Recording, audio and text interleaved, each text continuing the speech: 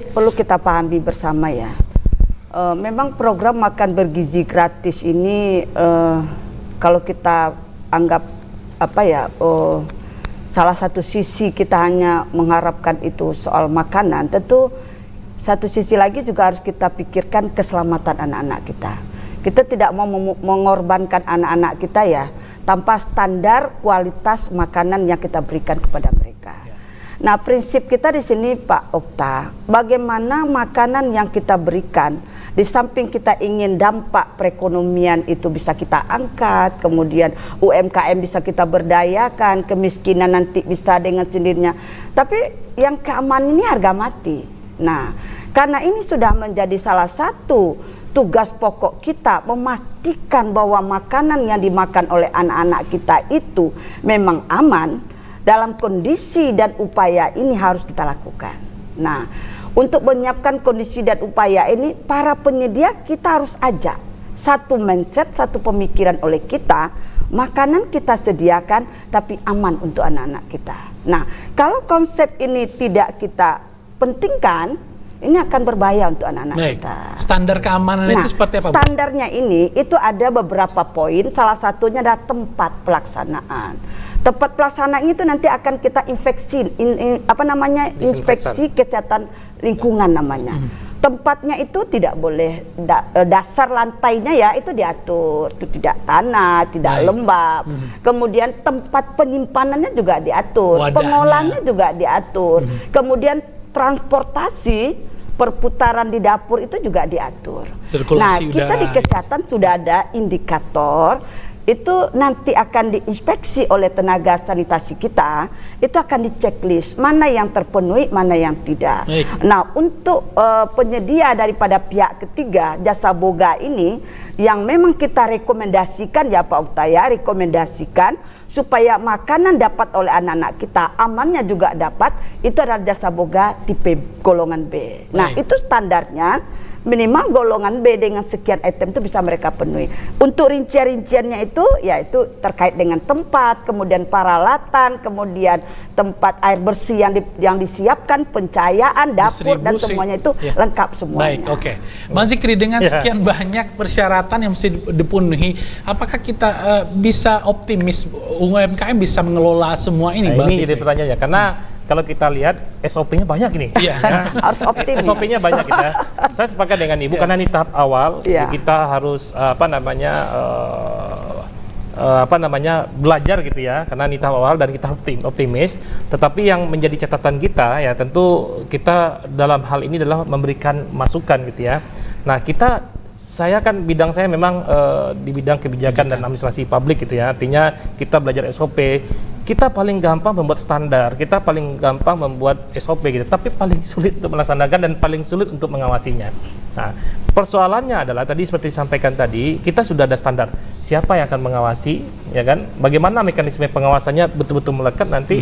Nah, saya membayangkan tadi yang disampaikan Ibu Kabid tadi standar untuk dapur penyimpanan, tempatnya juga harus standar gitu ya. Mungkin nanti bisa melibatkan tenaga-tenaga yang ada di puskesmas Ibu ya. Nah, salah satunya gitu tenaga sanitasi Pak, lingkungan. Kesling ya, lingkungan mungkin ya yang bisa. Nah, artinya ini juga menjadi catatan ya yang harus di bold gitu ya, underline bahwasanya bagaimana saya sepakat banget.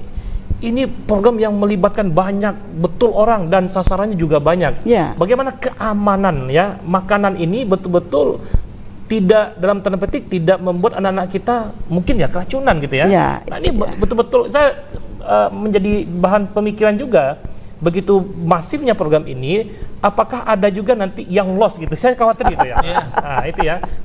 Kita harapkan tidak. Artinya kita tentu mengharapkan pihak-pihak yang terkait tentu ini tidak bisa dikerjakan oleh satu sektor saja. Dinas Kesehatan harus multisektor gitu ya.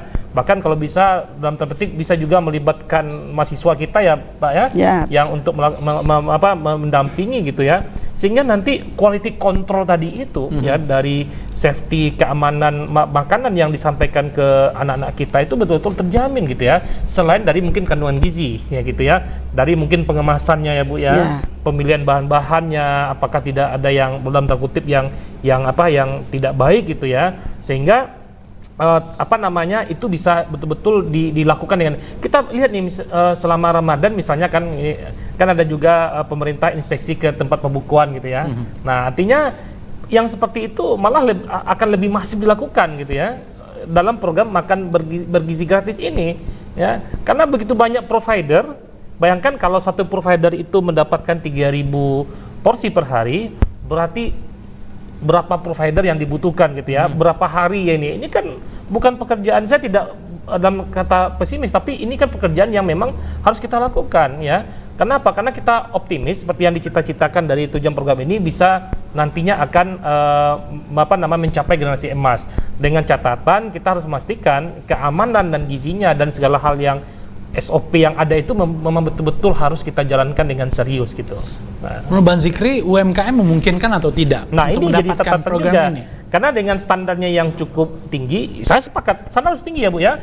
Karena ini keamanan. Ini faktor keamanan harus tinggi. Banyak gitu. UMKM kita banyak sudah ngurus PIRT banyak. Sudah banyak terpenuhi. Tapi kan PIRT aja tidak cukup ya Bu Kabit ya?